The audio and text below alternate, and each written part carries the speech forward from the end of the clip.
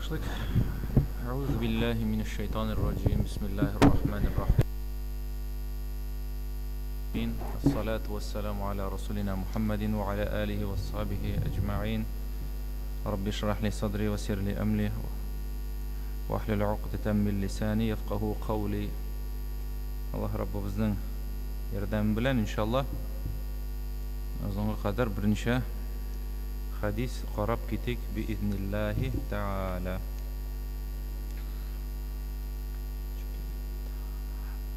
Abu Hurayra radhiyallahu anhu hadis kitara Peygamberimiz aleyhisselam turunda Resulullah aleyhisselam aytdi: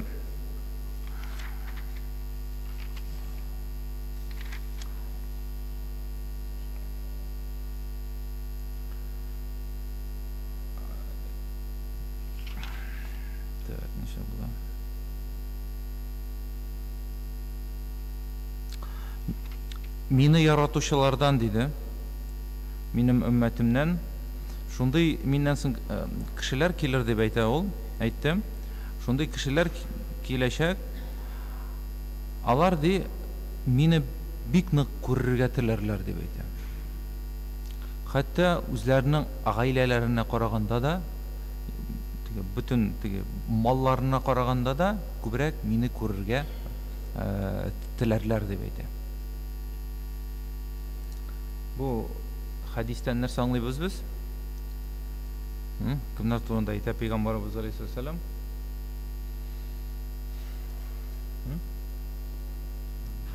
Ha? Kişiler kileşek ayı hatta olar di ko'proq nerse? Öz ailelerine qaraganda, özlerinin mallarına qaraganda, ko'p ne degene ol malları zor bulmasın şulay bir. Ko'proq meni yaratırlar ham meni ko'rishga tilarlar deb aytdi. Shulay bu narsa sanalloh, bu iymonning sifati shulay. Chunki Alloh Rabbimizni yaratib da Peygamberimizni alayhissalom yaratmagan kishining iymoni kamil tugul shulay. Nechiginde sen Allohga ishonasың, Allohning rasulini qabul etmaysan, yaratmaysan shulay, to'g'ri bo'la olmaydi. Alay ishlaylar kimlar? Yahudiler hem Nasaralar şulay bit. Alar aytırlar ayı, alar aytırlar. Biz Allah'ını kabul etemiz. Yani Mekke müşrikleri de şulay aytaydılar. Mekke müşrikleri.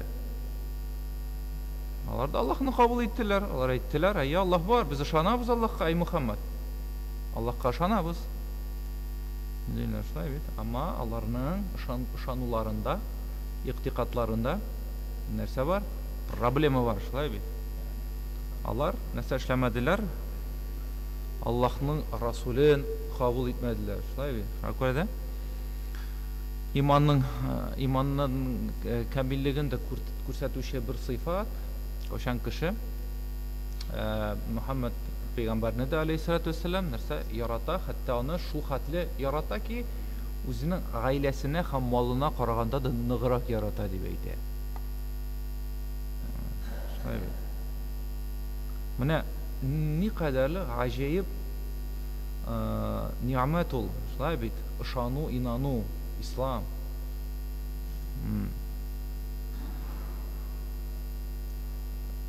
Аллах Раббыбыз Бақара сүзәрәсенең башында ничек бит әйтә?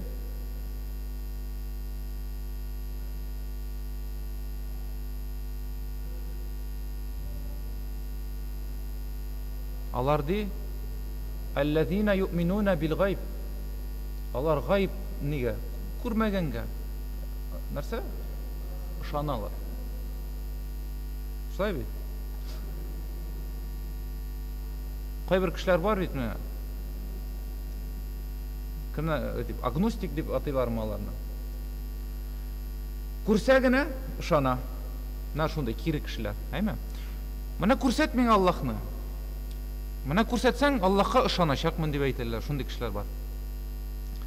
Яки фәнни, научны дәлилләсәң, кәгазь күрсәтсәң, аңа менә шунда дәлилең белән, ул вакытта гына ышанабыз диючеләр бар. Бүгенге көндә алар бик күп, шулаймы? Ләкин без нишлибез? Күрмичә дә Аллаһны күрмибез, күрмәдек. Өметләнәбез күрергә, шулай бит. Әлбәттә, бөтен кеше күрмәс, әмма бик сирәге генә, азы гына, азчылыгы гына Аллаһ Раббыбызны күрәчәкләр, шулай бит. Ул риваятларда килә. Һәм шулай күрмәдек кемне? Пәйгамбәребезне алейһиссалату вассалам. Ул кешене без күрмәдек, аның турында китапларда гына укыйбыз. Вәгазьләрдә генә ишетәбез, ләкин әйтәм бит, ни гаҗәеп мәхәббәт ул үз гаиләңә караганда да, үзенең балаларыңа караганда да, малыңа караганда да, аны күбрәк сөясең, күбрәк яратасың, шулай бит. Гаҗәепме? Гаҗәеп. Субханаллах.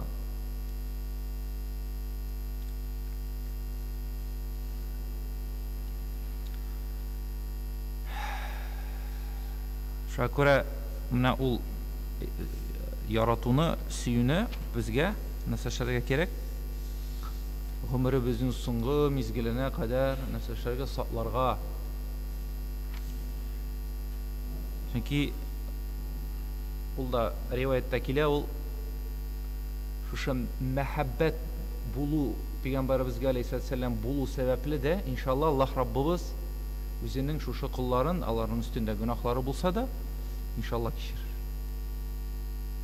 Шулай кичерер.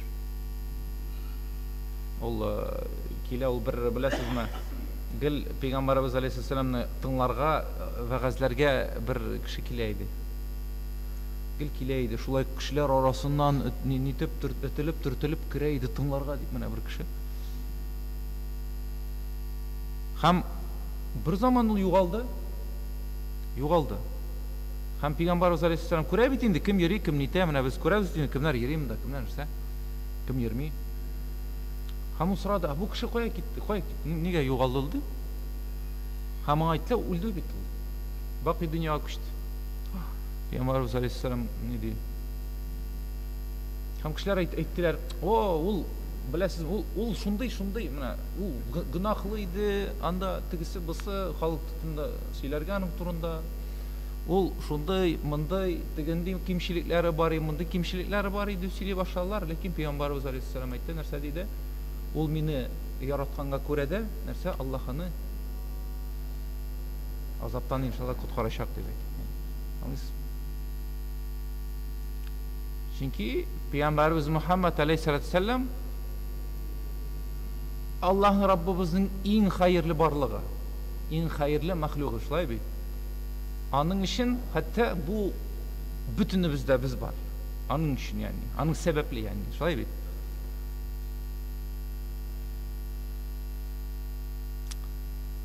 Һәм әлбәттә зур кайгы шул кешеләргә, кемләр бу мәсьәләне аңламый, белми. Кемләр төшенми, шулай бит. Әнис бабай, шулаймы, юкмы?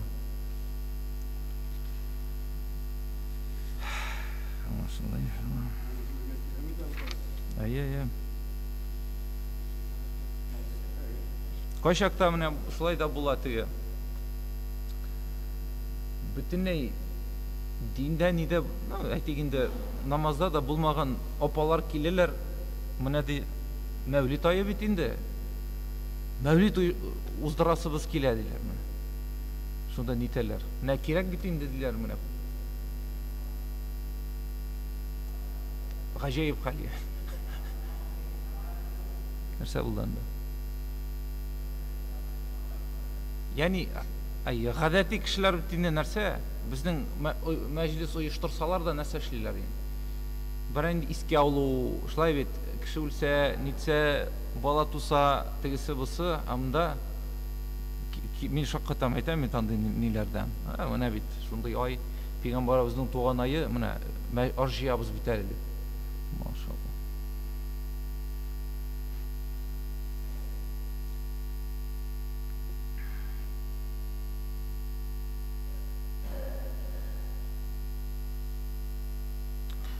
Давам итик. Абу Хурайра радиллаһу анһудан килә, шулай бит. Аның арада бик күп, ул иң хадисләрдә иң күп җиткерүче, шуны әйтергә кирәк. Анда 5000 шамасы микән инде хадис килә, Аллаһу алим. Пәйгамбәрбез алейһиссалам әйтте: "Миңа ди фазилат бирелде ди, башка пәйгамбәрләргә караганда ди, миңа нәрсә? Аллаһ Раббыбыз күбрәк фазилат бирде." Фазилат нәрсә була инде ул? Өстенлек дип әйтикме инде? Шулай бит? Юк, файда ту өстенлек бирде. Превосходство була айы. 6 әйбердә диде. 6 әйбердә миңа Аллаһ Раббыбыз өстенлек бирде. Аллаһ Раббыбыз, ягъни беренчесе дә ул әйтә: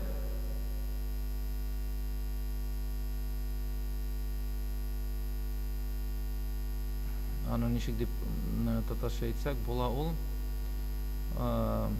шундый бер үк вакытта кыска гына, әмма тирән мәгънәгә ия булган сүзләр ди.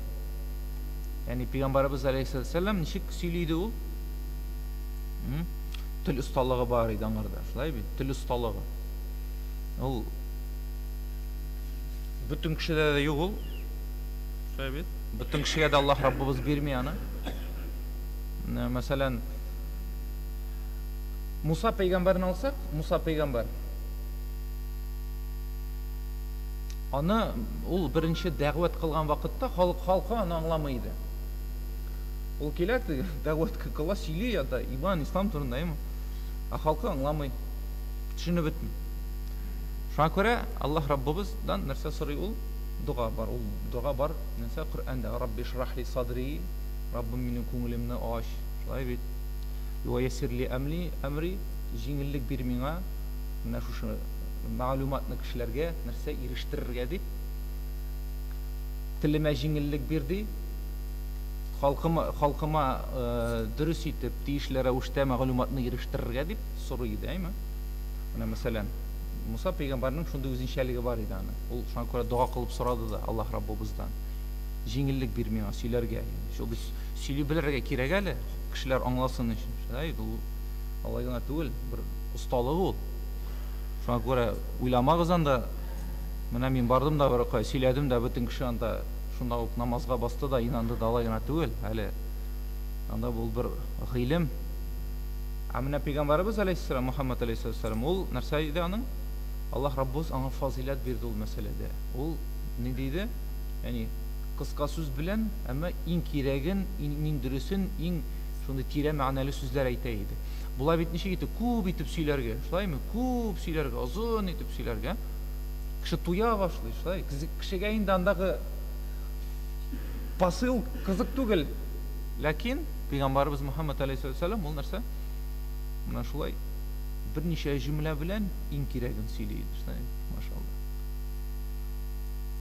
Һәм шуны да ассызыклап әйтергә кирәк, ул үзе дә нинди вакытта туды, шулай бит? Нинди вакытта туды? Ул аның туган вакыты, ул гасыр, ул замана нәрсә белән үзенчәлекле иде? Кем белә?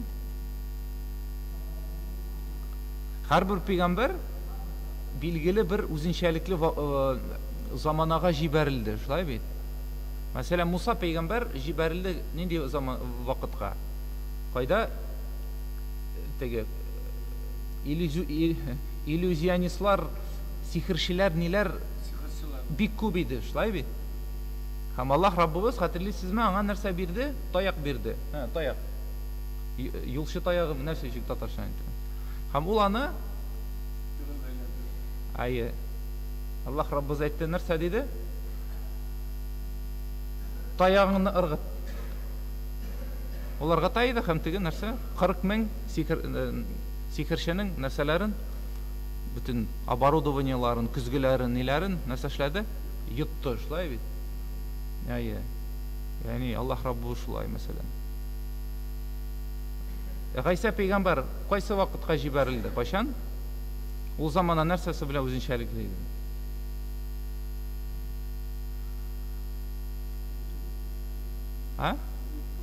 Yo, нукуллык гел булды ул анда.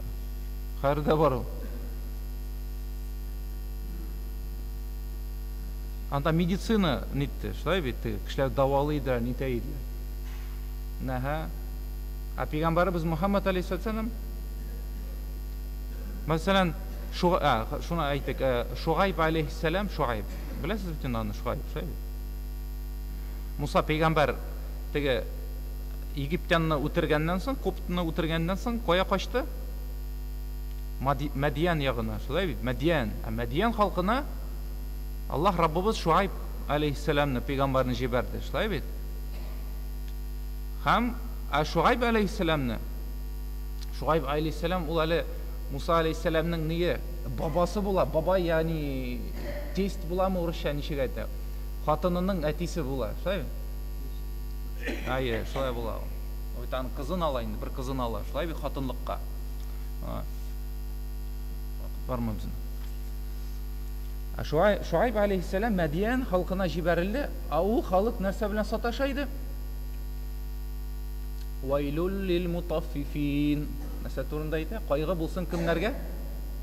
Үлчәгәндә ничек дип әйтергә? Үлчәгәндә алдаучыларга дип әйтә. Кайгы булсын дип әйтә. Вайлул лил мутаффифин. Һәм ул аларны килеп әйтте, сез нәрсә эшлисез? Чөнки Мәдиян халкы бай иде, шулай бит. Һәм алар сату алу эшләрен, алыш биреш мәсьәләләрендә алдаша иделәр, шулай бит. Так. Лут пәйгамбер аңлашыла инде, шулай бит. Нинди заманага җибәрелде? Ул замана нәрсәсе белән үзенчәлекле иде? Һәр бүген көндә инде әйткәнем дә бар сезгә, ул термин луты дип атала, луты. Инде гынахка баткан инде.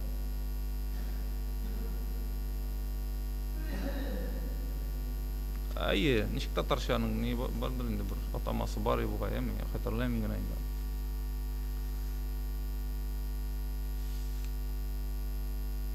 Ирләр белән ирләр әйтик инде.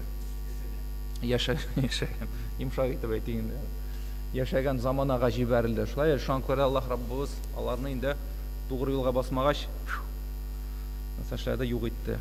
Әмма һәм Пәйгамбәрбез алейһиссалату вассалам нәрсәсе белән үзенчәлекле вакытка килде ул. Аңлашыла, Кәгъбәтуллаһ тулган иде анда 360, бәлки артыграк пытлар белән, шулай бит. Пытлар, ширек белән пычранган җәмгыятькә килде. Һәм ул замана үзенчәлекле иде, үзенең шигърият белән. Шигърият, шулай бүгенге көндә дә менә университетларда, институтларда аларны өйрәнәләр.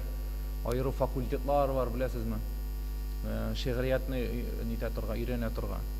Алар бер-берсе белән ярыша иделәр, менә шигъри формада сөйләү белән.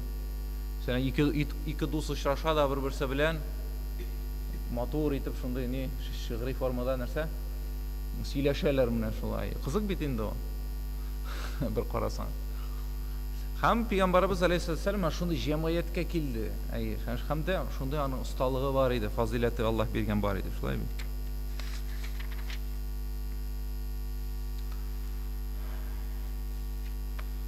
Чөнки гарәпләр алар бик оста иде, сөйләшергә, нитергә бик оста иде. Әмма Расулуллаһ алейһиссалам аларны Аллаһның ярдәме белән бөтенесен дә җиңде, шулай бит. Бөтенесен дә җиңде. Хәтта инде сөйләгәнебез бар, махсус гарәпләр кешеләрен җибәрә иделәр, нәрсә, фарсы ятларына әкиятләр өйрәнер өчен, шулай. Мөхәммәд пәйгамбәрбезне алейһиссалам нишар өчен? Җиңер өчен иде. Узар өчен сөйләмдә. Әмма бу эшләр аларны әлхәмдүлилләһ барып чыкмады, шулай бит. Дәвам итәбез. Беренче фазилә бу булды. Икенчесе ул да Пәйгамбәрбез алейһиссалам әйтә, Аллаһ Раббыбыз ярдә, Аллаһ ярдәм итте миңа ди, минем дошманнарыма йөрәкләренә курку салып дип әйтә.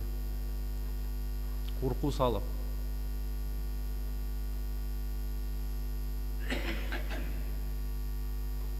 Шайбы. Ул менә бу минем фикерем, гомумән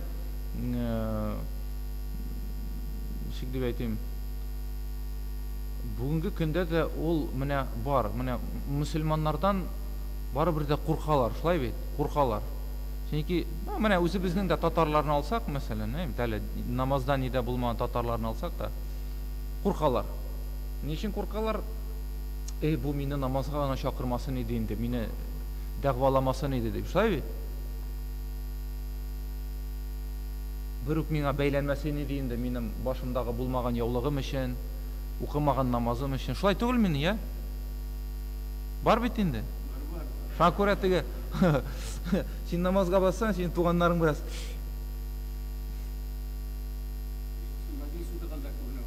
мәҗлистә дә күренә. Но мәҗлистә ярар инде алар. Нитеп инде ярай инде анда, нитеп йөриләр, әмма куркалар теге. Пәйгамбәрбез алейһиссалам да нәрсә диде, мөселман ул карый нәрсә белән, аның карашы да, Коръән күзлегенә, яни хакыйкать күзе белән карый ул. Шулай бит, хакыйкать, ул яни дөреслекне, хакыйкатьне күреп, белеп карый дип әйтә. Мәсәлән, бөтенләй теге динсез кешенең карашы аңлашыла теге нинди, югалган дип әйтәләр, югалган. Ул үзенең тормышыннан ныклы түгел, әйме, мөселман ул карый, ул белә, әлхәмдүлилләх. Ул дөреслек, хакыйкать белән карый, иншалла.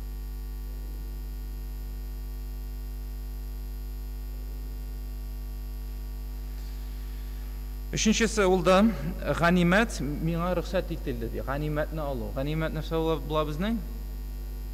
Ганима. Трофей була, трофей. Сугышта кергән мал була инде, Миңа рөхсәт ителде. Яни башка өммәтләрдә, беләсезме? Ул рөхсәт ителмәгән була. Ул менә ничек кала, ул каланы калдырганнар, яни. Шундый хәлдә булган. Әмма Пәйгамбәрбез алейһиссаламга Аллаһ Раббыбыз нәрсә? Ганимәтне кулга төшерү нәрсә рөхсәт итте, шулай бит.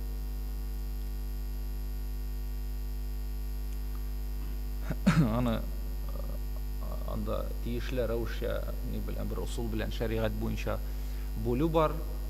Пәйгамбәрбезгә алейһиссалам мәсәлән өлеш чыгарганнар, шулай бит. Исламга һәм инде шул сугышта катнашкан муҗахидларга, шулай бит. Аларга бөтенсен дә шулай өлеш чыккан.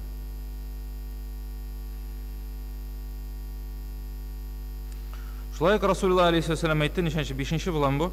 Бүтән җирне минем өчен чиста кылды ди. Пак итте, бүтән җирне. Без беләбез, бүтән мәчет нәрсә безнең өчен, бүтән җир кая гына булмасын, ул безнең мәчетебез, шулай бит. Һәр җирдә без алып чиста җирдән әлбәттә. Намаз укый алабыз. Яни кайбер өммәтләрдә анда мәсәлән шундый нәрсә була, билгеле урында гына шукынатырга булган, мәсәлән, шундый ни. Әмма соңгы пәйгамбәргә Аллаһ Раббыбыз нәрсә бирде? Бүтән җир мәчет. Кая гына булсаң да рәхәтләнеп, басып, шунда рәхәтләнеп Аллаһка ибадәт кыла аласың, шулаймы? Хәтта без беләбез, туфрак белән нәрсә эшләргә дә була, әгәр дә су булмаса, чистарынырга була, таяммум аларга була. Нәрсә өчен кирәк таяммум? Аның төп максаты нинди? Чисталык? Чисталык, әмма туфрак белән генә бит ул, әйтик инде, пычраклы китми, шулай бит. Әмма аның нинди хикмәте нәрсәдә? Су белән юсаң, су белән нәҗис китә, 100% китә, иншалла, шулай бит. Таяммум алган вакытта, аны җаен беләбез инде, шулай бит. Анда инде по факту ул нәрсә тәнебездә калырга мөмкин. Әмма хикмәте нәрсәдә? Кеше су юк дип ялкауланмасын өчен, иренмәсен өчен һәм үзен шушы ритуал белән булса да үзен ритуаль чисталык хәлендә тутсын дип. Аңлыйсызмы? Аңлашыламы? Яни төп максаты әйтегендә менә. Чөнки гамәле белән, шушы гамәле белән дә кеше үзен нишли паклык хәлендә тота. Аңлашыла? Әгәр су булмаса mesela. Ай. Сыйфаты кала. Ай. Чөнки кеше бит ул шундый барлык, яни нәфс. Ул җиңеллек эзли һәр заман. Һәм бер иренә башласа нәрсәндер эшләмәскә, ул шулай китергә мөмкин, һәм кеше бөтенләй аннан соң иннән Алла сакласын чыгу чорга мөмкин. Шулай бит, шуңа күрә кеше иренергә тиеш түгел. Әгәр чынлап та менә юк икәнендә су нишисең, вакытта тәяммум бар, шулай бит. Пәйгамбер саллаллаху алейхи әйтте, бөтен җир мәчет диде. Һәм әйтте, мин bütün барлыкларга, bütün мәхлукларга нәрсә пәйгамбер итеп җибәрелдем дип әйтә. Bütün барлыкларга. Кемнәр бар? Шулай бит. Без беләбез, бездән кала әле кемнәр дә бар тагын? Без күренми торган җиннәр, җиннәр. Алар да әкият персонажлары түгел, чынлыкта бар булган барлыклар, безнең белән бергә яшәйләр алар. Алар да була мусульман, алар була кафир, алар була христиан, алар була яһуди һәм башкасы мушрик булалар, шулай бит. Коръәндә нәкъ шулай ук аларга да Аллаһ Раббыбыз иңдергән аны. Җиннәргә дә. Без беләбез, хәтта Коръәндә нәрсә бар? Ал-Җин сүрәсе, шулай бит? Җиннәр сүрәсе, җиннәр сүрәсе. Анда тасвирларны ничек итеп Пәйгамбәрбез алейһиссалам Таифтан, хәтерлисезме? Таиф шәһәреннән куалар бит аны таш атып нитеп, бала чагалар, Аллаһ Раббыбыз ничек дәгъват кылырга кушкач, шәһәр читеннән тыш җирләргә чыгып дәгъват кылырга, исламга чакырырга әмер биргәннән соң ул китә кайда? Таиф шәһәренә. Шуннан ничәдер километрда була инде ул. Аларны чакыра, ләкин ул Таиф кешеләре аны кабул итмиләр, шулай бит. Һәм бөтен теге тиле милләләрне, бөтен балаларны нитеп, җыеп, Пәйгамбәрбезне алейһиссалам таш атып нитеп, аякларын, тезләрен канатып, Таиф шәһәренә куып җибәрәләр, шулай бит. Һәм ул инде менә шундый хәлдә, бик әйтегендә төшенке хәлдә булып, кайткан вакытта бер җирлектә намаз укый, шунда Коръән укый, һәм аны кемнәр киләләр? Тыңлыйлар, никадәрле гаҗәеп сүзләр бу дип, җиннәр килә, шулай бит. Җиннәр киләләр дә шунда инаналар, ышаналар Аллаһка, машалла. Аннан соң китәләр, шулай үзләренең халкында нәрсә эшләп, исламны таратып, нитеп, бүгенге көндә дә әлхәмдүлилләһ мусульман җиннәр бар, шулай бит.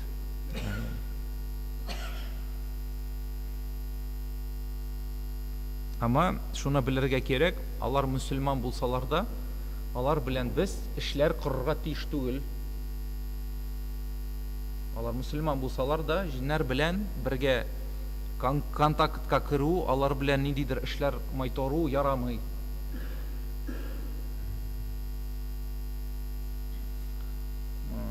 Алайса бар андый ниләр, алар кешеләрне алдап, нитеп, шундый мәсьәлә. Кеше диннән дә чыгырга мөмкин, Аллаһ сакласын.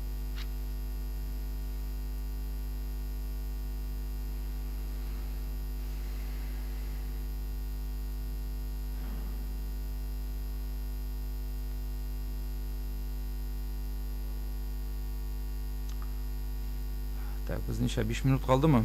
Шул. Һәм Расулуллаһ алейһиссалам әйтте, бу хадисның ахыры шундый. Һәм миндә дип әйтә.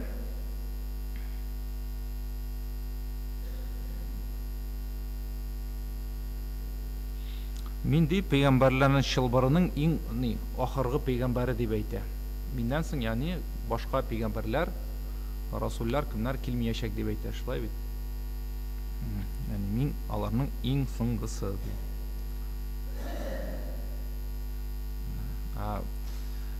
Яңа пәйгамбәрләр күп чыкты, шулай бит, без беләбез. Әле аның үлеменнән соң да шунда ук Мусайлиматул Кәззаб килеп чыкты. Анда хатын-кызлар үзләрен пәйгамбәр итеп санаган ниләр һәм башкалары күп килеп чыктылар. Бүгенге көнгә дә кадәр дә алар чыгып баралар шулай бит, үзләрен пәйгамбәр дип атаучылар. Хәтта күптәннән бер 10 ел элек монда бер күренеп тора инде, ул ширләрәк кенә бер кеше килгән иде. Мин ди Аллаһны күрдем диме ул. Мин ди Аллаһның пәйгамбәре дип сөйләнеп йөри иде. Хәтерләсәгез, хәтерлисезме? Ул кешеләр инде ширле кешеләр. Аларны мискиннәрне шайтаннар ниләр бутый, аларга матур-матур мультиклар күрсәтәләр дә. Шулай бит. Алар инде аны менә шундый дөрес хакыйкать төш күрдем дип сөйли башлыйлар, уйлый башлыйлар. Кешенең бит инде фантазиясе шундый. Һәм мин менә Аллаһның пәйгамбәредер дип шуны сөйли башлыйлар, Алла сакласын. Шуңа күрә дә әгәр дә безгә дә берәрсе килеп әйтсә, менә мин пәйгамбәр дип, без аңа нәрсә дибез? Мөхәммәд пәйгамбәрдән соң алейһиссәлам башка пәйгамбәрләр килмәячәк, шулай бит. Тамам. Булмаячак. Кем генә килмәсен, кем генә үзен әллә инде пәйгамбәр итеп әйтмәсен. Хәтта Гайса алейһиссәламда, әле без бит аны көтәбез, шулаймы? Көтәсезме аны? Төшәчәк, киләчәк, шулай бит. Аны христианнар да бик нык көтә инде менә. Второй приход Иисуса дип инде, алар да бик нык зарыгып көтәләр аны, шулай. Нәрсә бу?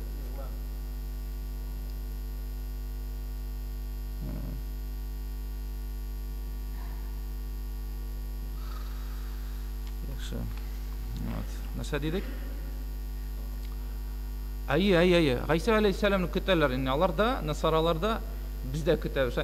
Менә ул замана әлбәттә бик шундый авыр булачак, анда бик күп афәт булачак, шулай бит. Бәлкем ул афәтләр башланды инде иншалла, Аллаһ үзе белеш. Ул килеп бөтенсен иншалла тәртипкә салачак, әмма ул киләчәк кем итеп?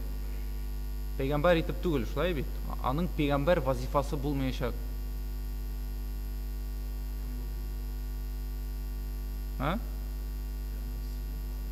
Аның Дәҗҗал белән, Дәҗҗал кем була ул? Антихрист белән көрәшергә Аллаһ Раббыбыз аны бер ярдәм итеп җибәрә, аңлыйсыз бит.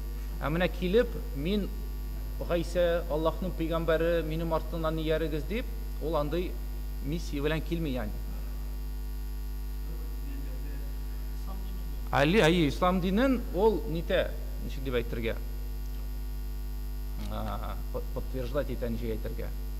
Дәлилләп, нитеп, ислам дине хак. Ул әйтәчәк үзенең өммәтенә әйтәчәк ул. Аларның ялгышлары турында. Шулай бер хадистә әйтә Пәйгамбәрбез алейһиссәлату вассалам. Тәрене сындырыр ди.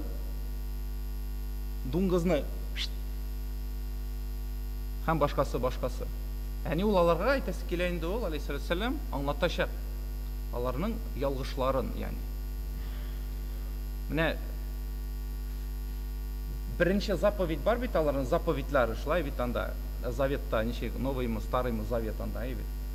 Аларның беренче заповедь беләсезме нинди? Укыганыбыз бармы, кызыксынганыбыз бармы, юкмы? Юкмы? Аларның беренче заповеди христианнарның ла иляха илляллах. Ла иляха илляллах.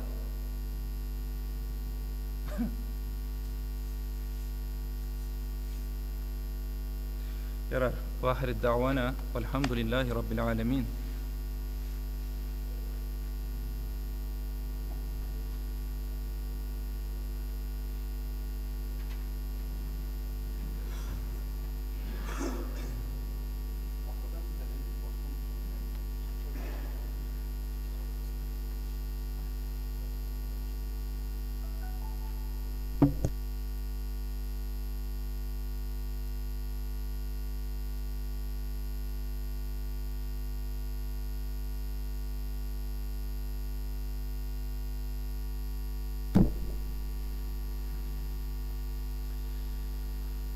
Allahu Ekber, Allahu Ekber, Allahu Ekber, Allahu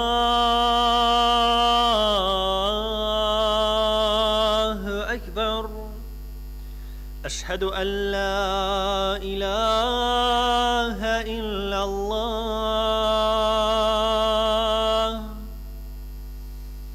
أشهد أن لا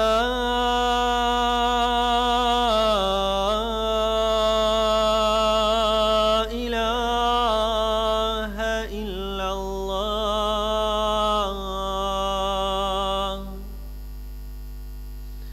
أشهد أن محمدًا رسول الله أشهد أن محمدًا رسول الله حي على الصلاة حي على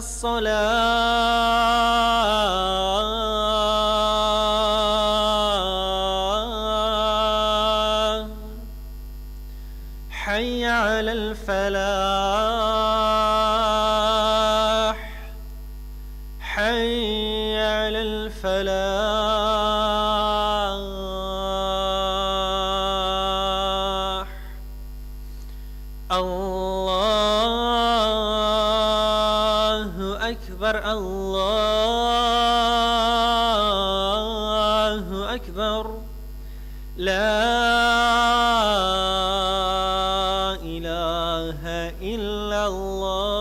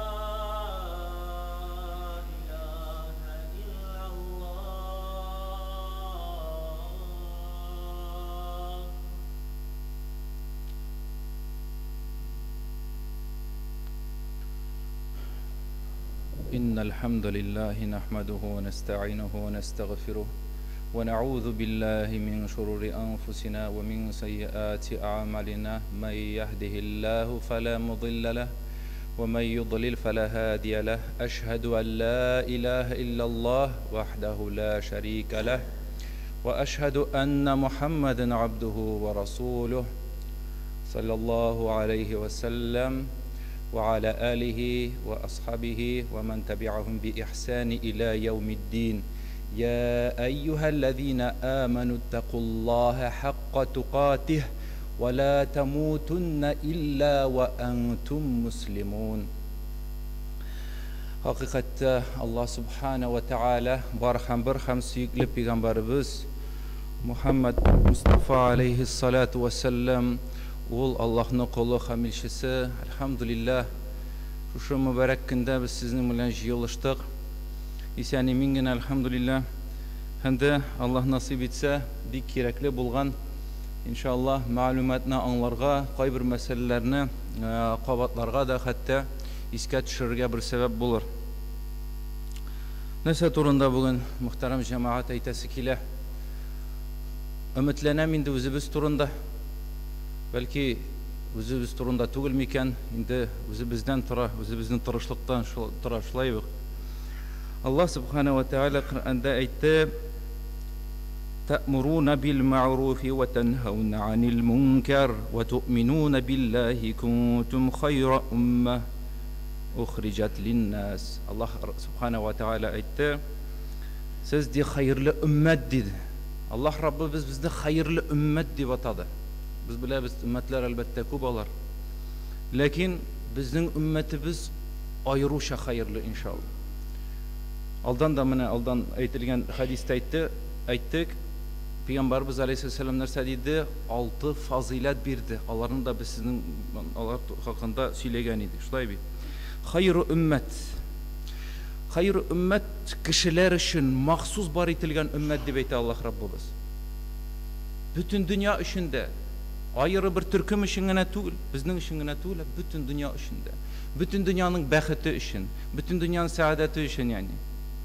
Dindigine milletlerden bulmasın. Şakura biz күрәбез şulay bugungi kunda elhamdülillah biz Müslümanlar eğer de özümüzni tiyişliçe tutsak, Allah Rabbimizning emirlerini ütäsek, Peygamberimizning aleyhisselam ul күрсәткән gibi amellerini ütäsek, şulay bit, ул вакытта bizning яхшылыгыбызны күреп дә bütünlüğü dinden yırak bulgan da kişiler inşallah inanır, şulayma.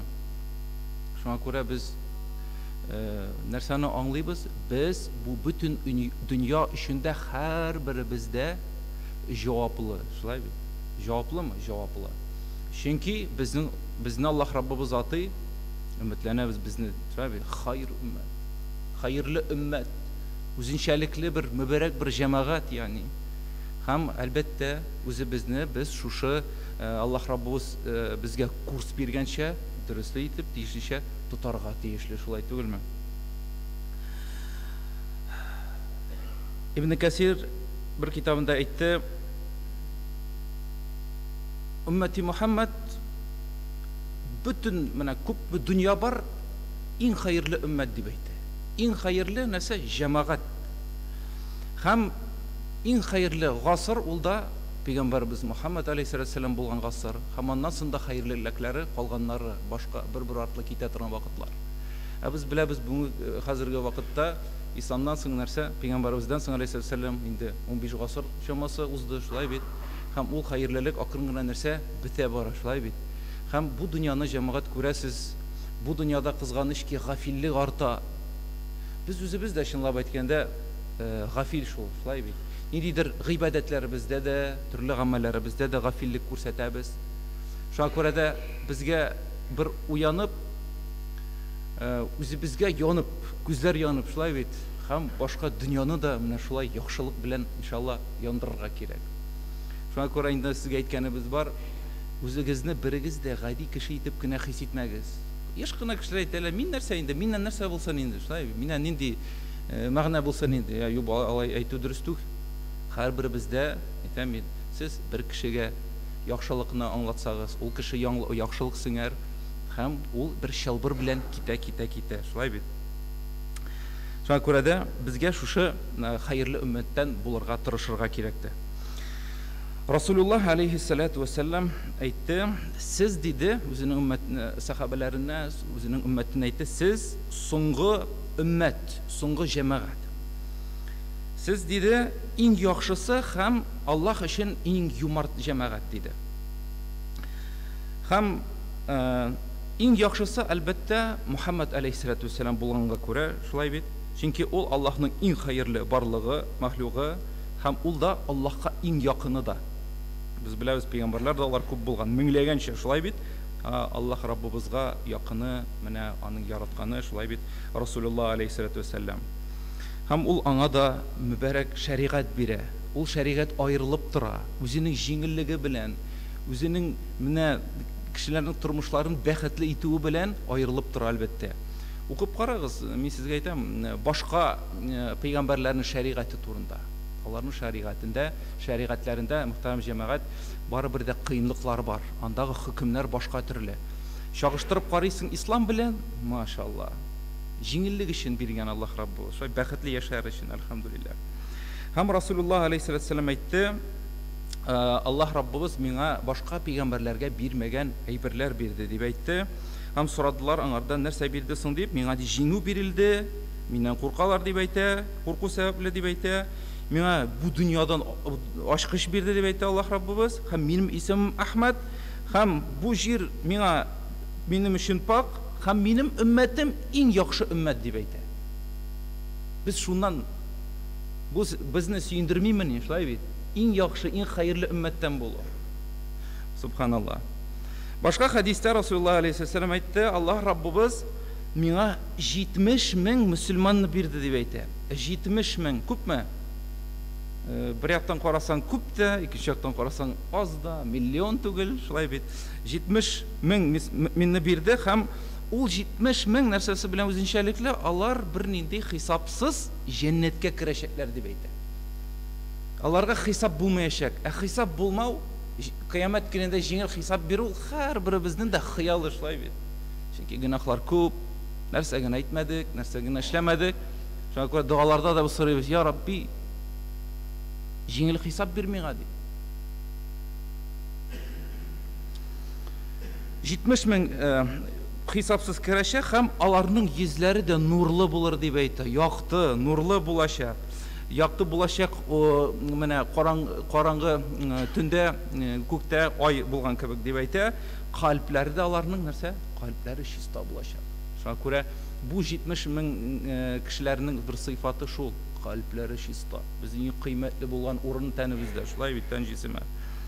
Пак, хәмди, мин ди Аллаһ Раббыбыздан сорадым ди, я Рабби, миңа күбрәк бир. Чөнки аны өммәте күп бит инде. Ул үлгән вакытта да нинди сүзләр белән үлде, без беләбез. Уммати, уммати. Үлгән вакытта да. Үлем ул бик җиңел нәрсә түгел. Без укып яки ишетеп беләбез, шулай бит. Үлүе дә авыр, бу дөньядан китүе дә. Агония дигән нәрсә бар, шулаймы? Әмма ул вакытта да Расулуллах алейхиссалам минем өммәтем дип кайгырып китте. Һәм ул әйтә, мин ди сорадым ди Раббыбыздан, миңа тагын бир ди кешеләр, ягъни тагын мөмкинчелек бир. Тагын күбрәк кертергә, ягъни җәннәткә хисапсыз. Һәм Абдуллах ибн Масудтан хадис китерелә, Расулуллах алейхиссалам әйтте, аңа кешеләр килделәр һәм ул әйтте, Аллаһ Раббым бу төндә миңа шундый хәл күрсәтте дип әйтә. Кыямәт көнне пәйгамбәрләрне күрсәтте. Кайбер пәйгамбәрләрне мин ди күрдем, алар берсе ди 3 кеше белән бергә килде ди кыямәт көнендә, икенчесе 7 кеше белән, өченчесе анда 9 кеше белән генә. Кайсыдыр пәйгамбәр ялгыз гына йөрде дип әйтә. Муса пәйгамбәрне күрдем ди, ул үзенең Бану Исраил җәмәгате белән, шулай бит, килде ди. Һәм ди инде мин ди сорагач, бу кемнәр соң дип миңа җавап бирделәр. Бу ди кешеләр кем ди, менә 3 кеше белән килде, ул аның өммәте. 3 кеше инанган. Аллаһ Раббыбыз халыкларга җибәргән, халыкка җибәргән кеше пәйгамбәр име? Ул дәгъват кылган кеше иманга чакырган, аңа 3 кеше генә йөргән. Кайберсенә 7 кеше генә йөргән. Кайсына 9 кеше генә йөргән. Кайсысына кайсыдыр ялгыз дип әйтә. Ялгыз йөри. Менә ди Муса алейхиссаламның өммәте, ягъни җәмәгате, шулай бит, өммәте. Пейгамбарыбыз алейхиссалам әйтә, мин ди сорадым ди, мине кайдасың? Миңа җавап бирделәр, уң якка кара. Мин ди күп кешеләр күрдем дип әйтә. Менә бу синең аңсаң дип, уммәтең дип җавап бирелде ди. Мин ди әйттем, Раббама, я Рабби, мин бик риза. Шушы кешеләр белән 70 мең кеше җәннәткә керәчәк диде, хисапсыз. Расулуллах алейхиссалату вассалам әйтте, шуңа күрә дә, сахабаларга әйтте, мөселманнар, шуңа күрә дә шушы 70 меңнән булыгыз дип әйтте. Шушы 70 меңнән булыгыз. Яки була алмасагыз шушы 70 меңдән, ул вакытта аларга ияргәннәрдән булыгыз. Әгәр дә сез инде алар артыннан иярә дә алмасагыз, ул вакытта горизонтта гына күренгән берәүләрдән булыгыз диде. Яни горизонтта дигәч инде менә кая, менә тигендә каядыр, шулаймы? 70 меңнән булу җәмәгать, ул машалла. Белмим, бәлки арабызда утырадыр алардан, шулай бит, иншалла, нигә юк? Үзебезнең тырышлыктан әлбәттә торадыр. Әмма инде булмасак та, ул вакытта каядыр тигендә менә. Бу вакытта bir сахаба тора, Уқама исемле радиллаһу анху, ул сорый, шундый гадәт була сахабаларның, я Расулуллах алейһиссалам, дуга кылалы, минем өчен мин шушы 70 меңдән булыйм әле дип. Пәйгамбер алейһиссалам дуга кыла. Бу кеше булсын әле дип. Икенчесе тора, икенче сахаба тора, я Расулуллах алейһиссалам, минем өчен дә сора әле. Уқама сиңа караны беренчерәк булды ди. Дуга кыл. Шундый хәл була. Сахабалар сорала, я Расулуллах алейхиссалам, нәрсәсе белән үзенчәлеклесең бу кешеләр, нинди алар диде. Пәйгамбарыбыз алейхиссалам әйтте, ул ди, шундый кешеләр, алар үзләрен рәнҗетмиләр диде. Алар үзләрен рәнҗетмиләр. Үзләрен рәнҗетү, ягъни ничек Адам алейхиссалам Аллаһтан сораган, я Рабби, инни кунту миназ залимин, ягъни үземә зулым кылучы булдым дип әйтә. Шулай, үземә зулым итү, ягъни кеше мәсәлән гынах кылган вакытта, Аллаһка итаат итмәгән вакытта, гынах кыла, начарлык кыла, ул Аллаһка начарлык эшлиме шуны белә. Юк. Ул тик үз-үзенә генә шәкеллек эшли, шулай бит. Шуңа күрә дә үз-үзенә зыян итмәделәр. Ягъни гынах эшләмәделәр, гайбәт сатмадылар, урламадылар, алдамадылар, ятимнәрнең малларын ашамалар һәм башкасы. Шулай һәм ялганламадылар дип әйтә. Аларның сыйфаты шу, алар ялганламаслар. Ва без беләбез, ялган белән иман бер савытта була алмый. Несовместимые әйберләр. Шуңа күрә без моны һәр вакытта да нәрсә? Уйларга тиешле, белергә тиешле, истә тотарга тиешле, шулай бит. Менә шу. Шушы 70 меңнең үзенчәлекләре, мөхтәрәм җәмәгать, менә шу. Һәм Расулуллах алейхиссалам шулай әйтте, без диде, соңгы өммәт булсак та, әмма кыямәт көнне без беренчеләрдән булырбыз диде. Беренче өммәт булачакбыз.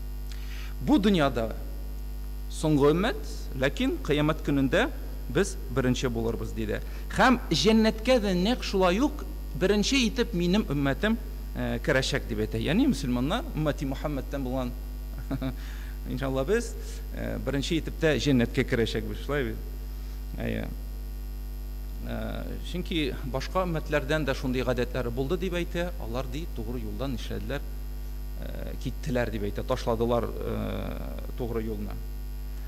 Һәм башка хадистә дә әйтте алейһиссалам, Аллаһ Раббыбыз мин беренче кирмичә һәм минем өммәтем беренче итеп җәннәткә кирмичә башка пәйгамбәрләргә, башка өммәтләргә анда кирергә рөхсәт бирмәде дип әйтә.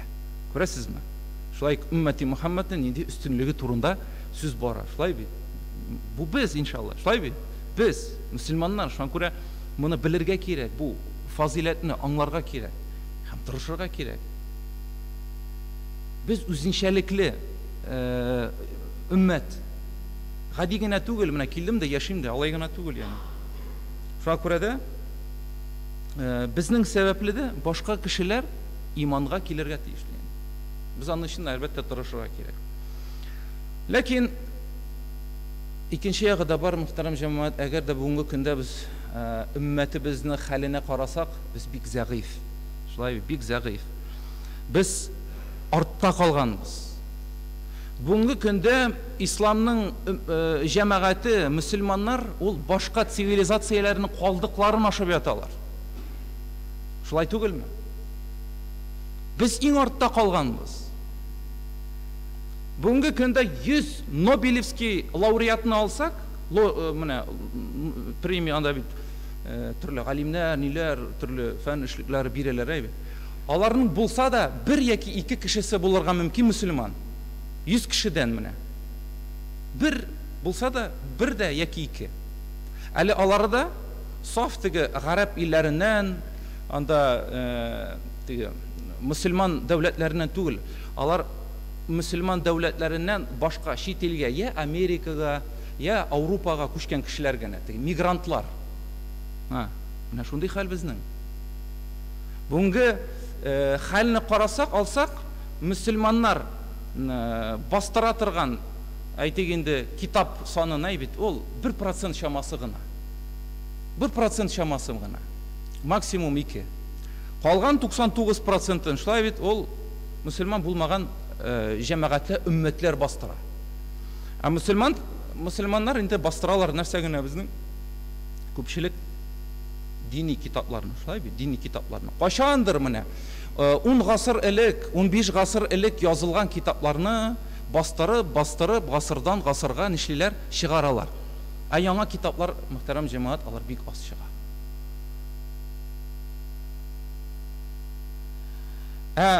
Әгер де біз қарасақ, біздің тарихыбызны, шылай бет, бек ғажайып тарих. Мен мұнда бастырып қарадым, шылай бет, вақытында, міне, исламның алтын ғасырлары деп аталған бұл термин бар. Исламның алтын ғасырлары, ол 8-ші ғасырдан башлап, шылай бет, яқынша, міне.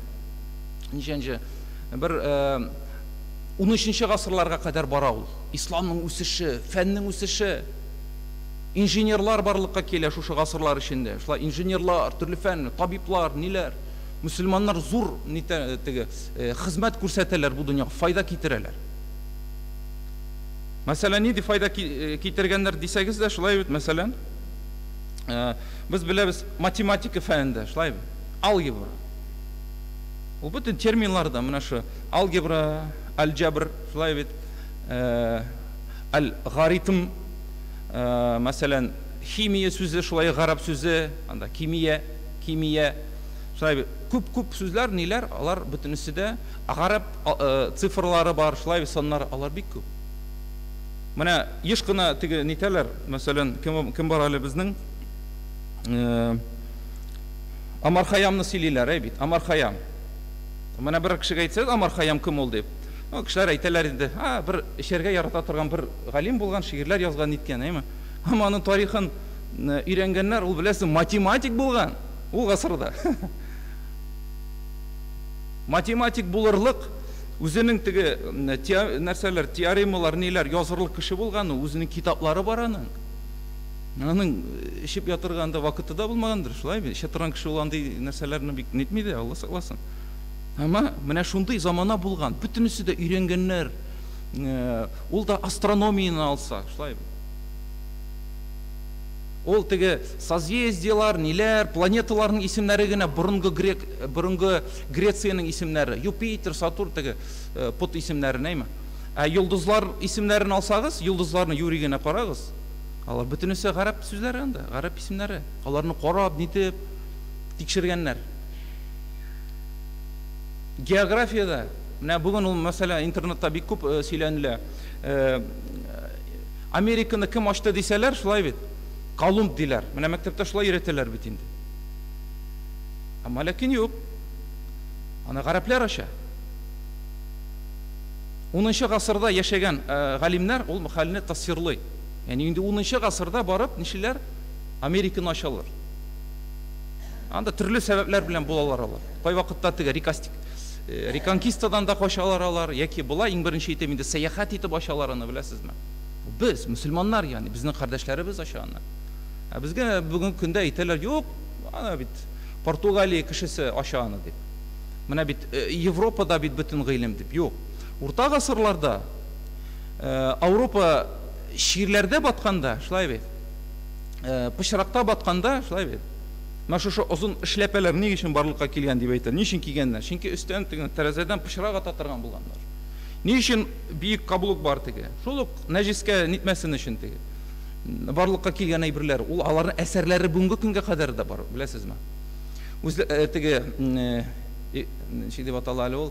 Үзләренең иң матур кызларын ведьма дип, ни дип яндырып, нитеп төрлечә җәберләгән вакытта ислам дөньясы чәчәк ата. Шуңа күрә шушы гасырларны да атыйлар, исламның алтын гасырлары да.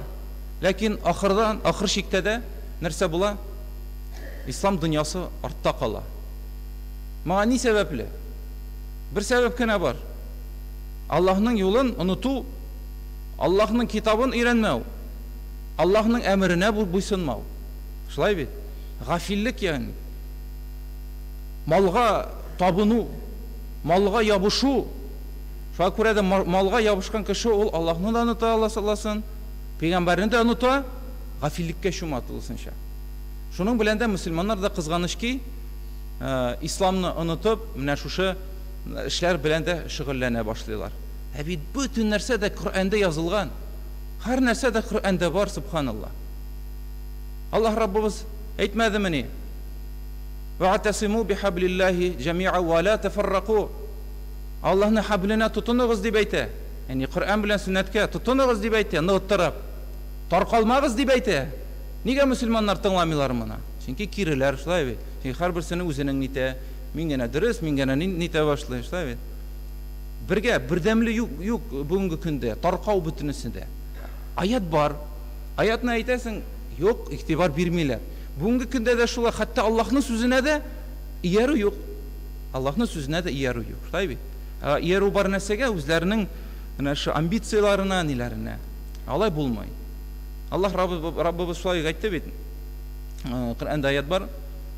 Әгәр дә сез таркау булсагыз, сезнең көчегез китә дип әйтте. Кашан әйтте Аллаһ Раббыбыз? Бу хәлдә шундый. Мөселманнар артта калды. Шулай бит? Артта калды. Һәм шушы хәлебез белән бик ризабыз, кызганыч ки. Без бик телибез, безнең балаларыбыз фән галимнәре булсыннар дип телибез. Һәм шуның өчен дә безгә тырышырга кирәк. Тырышырга кирәк. Укытырга кирәк, аңлатырга кирәк. Шулай бит? Алдынгы булыйк, артта гына йөрмик. Әнә бүгенге дөньяда мөселманнар иң җәберләнергән кешеләр. Безгә әллә нинди ярлыклар тактылар, шулай бит. Экстремист, террорист дип, шулай бит. Төрлечә нитәләр. Әнә узган атнадагы хәлне дә искә төшерергә кирәк. Яңа Зеландиядә нинди хәл булды, шулай бит. Менә ул терактларны, ул әшәкелекләрне беләсезме кемнәр эшли? Әнде аны акылсыз булган кешеләр генә аңламагандыр, шулай бит. Эшлиләр фанатиклар. Ә без беләбез, фанатизм ул динебездә югаланды ди, тыела. Харам. Ислам дине алтын урта дине. Фанатизм тыела. Һәм андый эшләргә баралар әлбәттә фанатиклар. Бар бит шундый менә кешеләр теге. Аларга матур гына әйтеп, исламны тотырга, гыйлем алырга гына җитми аларга. Менә ниндидер аларны һәр вакыт ниндидер кырыйга тарта һәр заман аларны. Андый кешеләрне әлбәттә кара көчләр куллана һәр заман. Һәр шундый хәлгә дә җитте. Мөселманнарны әйтә, мәчеткә кирип автоматтан атып йөриләр менә.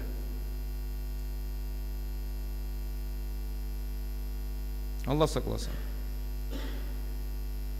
Ә бит вакытында әгәр дә османлылар вакытын алсак та, шулай бит, османлылар халифәте. Күпме 6 гасыр булалар, шулай бит.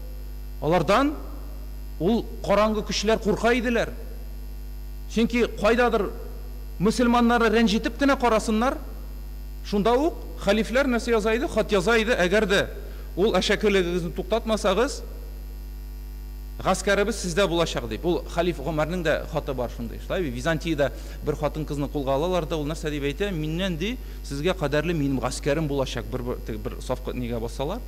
Шулай бит, гаскәрем булачак. Алар курка иделәр. Чөнки белегез шуны, һәр заманда да иманлы бәндәләрне рәнҗиткәннәр, кыйрсытканнар. Анда без үзебез гаепле чынлыкта, беләсезме? Шулай яшибез без. Чөнки артта калдык. Ә безгә кирәк бүтән дөньяга мисал булырга. Хәерле өммәт булырга кирәк, мисал булырга кирәк. Кайчандыр безнең дә бабаларыбыз, әбиләребез 100 ел элек кенә алсак та шулай бит. Гыйлем өстен иде, укый иделәр, мәдрәсәләр ачыла иделәр, шулай бит.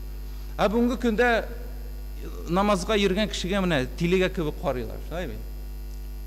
Алай ни түгел. Шуңа күрә дә өметләнәбез иншалла, шушы хәлнең үзгәрүенә дә без дә үзебезне көчебезне керттербез. Һәрберебез дә.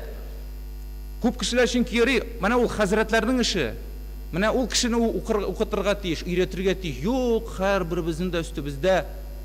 Пәйгамбәрбез алейһиссалам нәрсә диде? Куллукум ра, һәрберегез дә көтүче. Куллукум мас'улун ан ра'iyyatihi. Һәрберегез, ягъни сез көтүчеләр һәм көтүләрегез өчен җаваплы. Бөтенебез дә көтүчеләр. Гаиләләребезнең башлыклары, фирмаларның башлыклары һәм башка ниләрнең. Шуңа күрә без җаваплы. Менә бөтен дөньяга үзебезнең мөбарәк җәмәгать икәнебезне күрсәтергә кирәк, ягъни. Күрсәтергә кирәк. Аның өчен әлбәттә кирәк гыйлем кирәк. Динне өйрәнү кирәк. Чөнки еш кына күбегезне килеп эшләрегездән иде төрле сораулар бирәләр, шулай бит. Менә бусы ничек, бусы ничек. Ул сорауларга да җавап бирергә, белергә тиеш һәрберебездә. Без генә түгел, сез дә, бөтенегездә, ягъни. Үзебезнең динебезне яклый белерлек гыйлемебез булырга тиеш җәмәгать. Якларлык.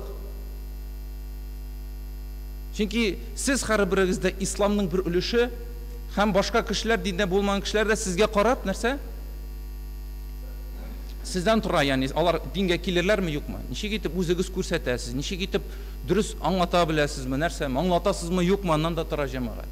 Чөнки арада күп кешеләр бар, беләсезме? Бер кичкенә генә, гади генә мәсьәләне Аллаһ турында аңлату гына җитә аның иманга килүенә. Шулай бит? Шулай да була. Шуңа күрә дә узын сүзнең кыскасы шул, бөтенебезгә дә бу эштә әлбәттә үзебезнең өлешебезне кертергә кирәк. Без хәерле өммәт онытмагыз. 70 меңнән дә бөтенебез дә булырга тели, шулай бит. Әмма аның эчендә Аллаһтан куркырга кирәк. Аллаһтан куркырга кирәк һәм файдалы булырга кирәк. Чөнки иң хәерле кеше диде Пәйгамбәрбез алейһиссалам, халыкка җәмгыятькә эшли торган иң файда китергәне диде. Менә шул. Шуны онытырга кирәк түгел. Бу дөнья белән генә яшәп булмый. Файдалы булырга кирәк. Файда китерергә кирәк. Менә шул. اللهم صل على سيدنا محمد عبدك ورسولك النبي الأمي وعلى آله وصحبه وسلم تسليما. سمع الدعاء.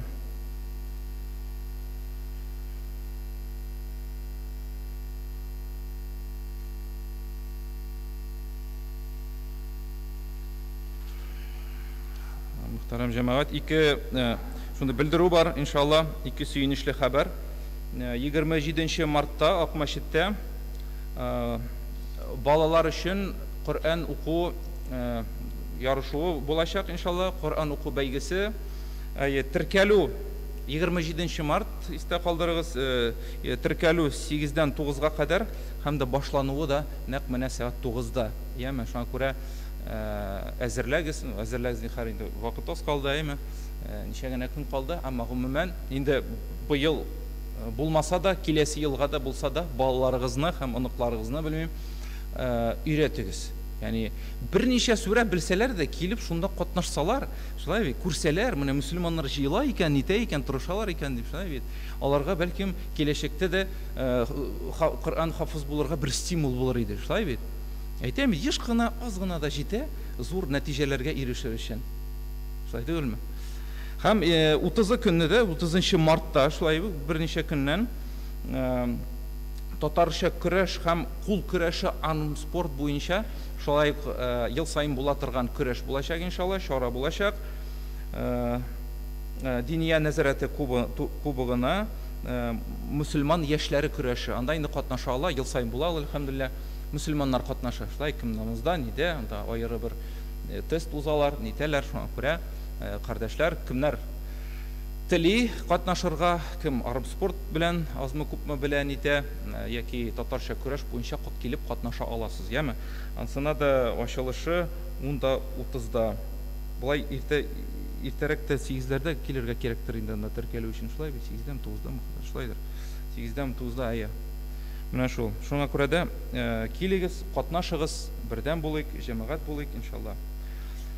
اللهم صل على سيدنا محمد عبدك ورسولك النبي الأمي وعلى آله وصحبه وسلم تسليما إن الله وملائكته يصلون على النبي يا أيها الذين آمنوا صلوا عليه وسلموا تسليما أقيموا الصلاة.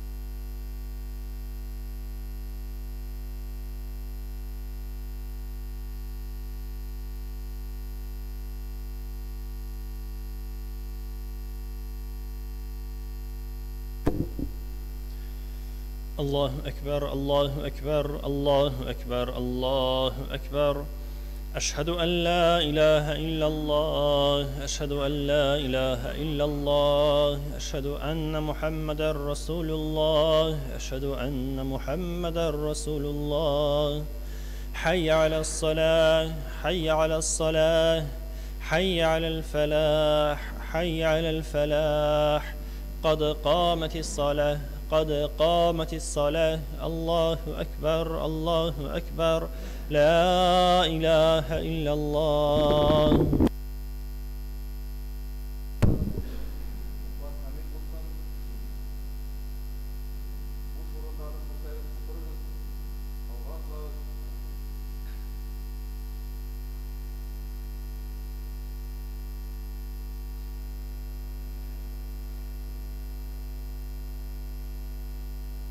الله أكبر.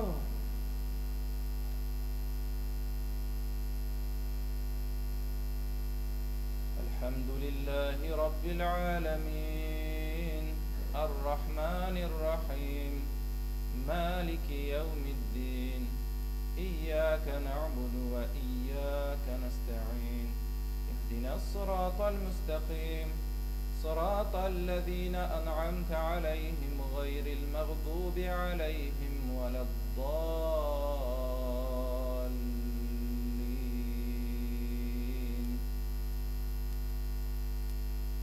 آمن الرسول بما أنزل إليه من ربه والمؤمنون كل آمن بالله وملائكته وكتبه ورسله لا نفرق بين أحد من رسله وقالوا سمعنا وأطعنا غفرانك ربنا وإليك المصير لا يكلف الله نفسا إلا وسعها لها ما كسبت وعليها ما اكتسبت. الله أكبر.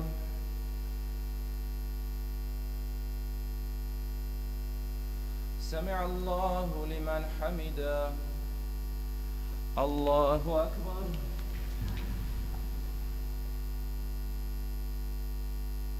الله أكبر. الله أكبر. الله أكبر.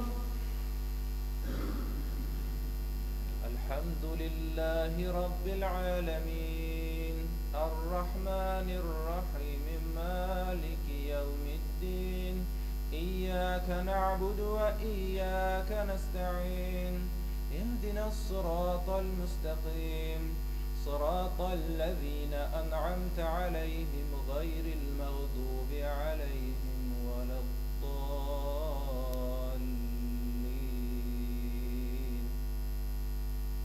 ربنا لا تؤاخذنا إن نسينا أو أخطأنا ربنا ولا تحمل علينا إصرا كما حملته على الذين من قبلنا ربنا ولا تحملنا ما لا طاقة لنا به واعف عنا واغفر لنا وارحمنا أنت مولانا فانصرنا على القوم الكافرين.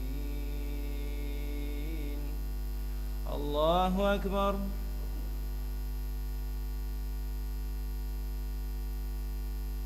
سمع الله لمن حمده. الله أكبر.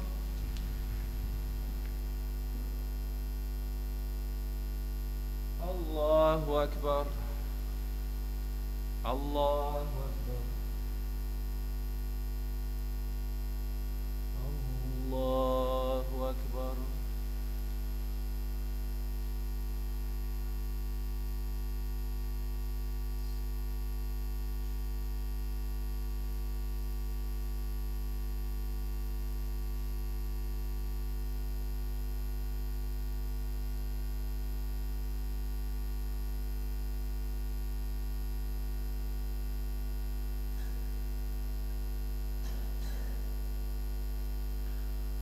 السلام عليكم ورحمة الله. السلام عليكم ورحمة الله.